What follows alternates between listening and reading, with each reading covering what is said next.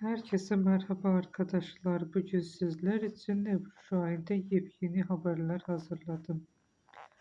Bugün yine çok konuşulan bir isimle karşınızdayız. Ebru Şahin son dönemde hakkında çıkan haberler, söylentileri ve kulis bilgileri adeta birbirine karışmış durumda. Biz de sizler için bu gelişmeleri derledik. Ebru Şahin onu sadece bir oyuncu olarak tanımlamak artık yeterli değil. Çünkü o her projesinde kendini yeniden inşa eden bir isim. Son zamanlarda ise ekranlarda daha az görünmesi hayranlarını hem meraklandırıyor hem de biraz endişelendiriyor. Neden?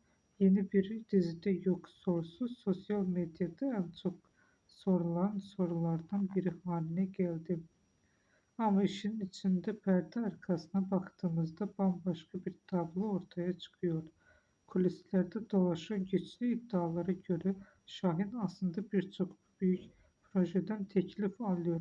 Ancak bu tekliflere hemen evet demek yerine uzun uzun düşünüyor. Senaryoyu inceliyor, karakterin derinliğini sorguluyor. Hatta bazen projeyi tamamen reddediyor. Bu durum bazıları tarafından riskli bulunsa da onun açısı oldukça net. Kendimi tekrar etmek istemiyorum. Bir diğer dikkat çeken konu ise özel hayatıyla ilgili çıkan haberler. Her ne kadar göz önünde bir isim olsa da Şahin bu konuda oldukça mesafeli. Sosyal medyada paylaştığı sınırlı içerikler dışında hayatının büyük bir kısmını kendine saklıyor.